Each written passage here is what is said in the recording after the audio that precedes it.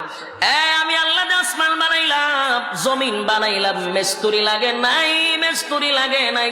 আল্লাহ বলেন, আমি বলছি ইন্নামা আমরুহু ইযা আরাদা শাইআন আইয়াকুলা লাহু কুন ফায়াকুন। আল্লাহ বলেন, আমি কোন বলছি তো ফায়াকুন হয়ে গেছে, আমি বলছি হ হয়ে গেছে। সুবহানাল্লাহ।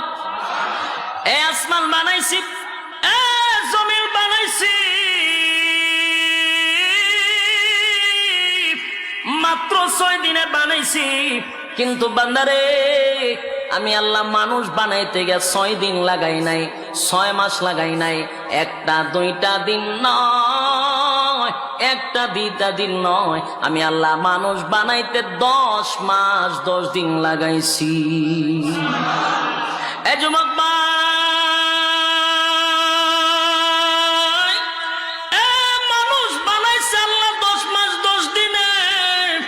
রব্বে কারীম বলেন, এরপরেও বিনা মিস্ত্রি বানাই নাই, তোর গলার থেকে নিয়ে পা পর্যন্ত আমি আল্লাহ মিস্ত্রি দিয়া বানাইছি। সুবহানাল্লাহ। বাড়ি দিয়া ফেরেশতা দিয়া তোর গলার থেকে পা পর্যন্ত বানাইছি। যখন কমপ্লিট হয়েছে, আমি আল্লাহ বলছি, আমার বান্দার মাথা তোরা বানাবি না। আমার বান্দার মাথা বানানোর সময় আমি আল্লাহর কুদরতে হাত লাগাইছি। একটা জবান বন্ধ রাখবেন, আল্লাহু আকবার। আল্লাহু আকবার। আল্লাহ বলেন, মানুষের বডি বানাইছি ফেরেশতা দিয়া, কিন্তু বান্দারে তোর মাথাটা বানাইছি আমি আল্লাহর কুদরতে হাত দিয়া।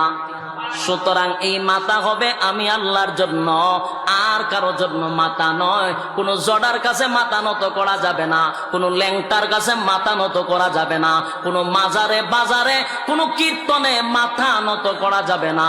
মাথা নত করব কার কাছে? যুবক ভাইরা আমার, আজকের থেকে নয়, মৃত্যুর আগ পর্যন্ত খেয়াল করবেন, কোনোভাবেই যেন মাথা কারো কাছে নত না হয়। মাথাটার মধ্যে আমার মালিক হাত লাগাইছে।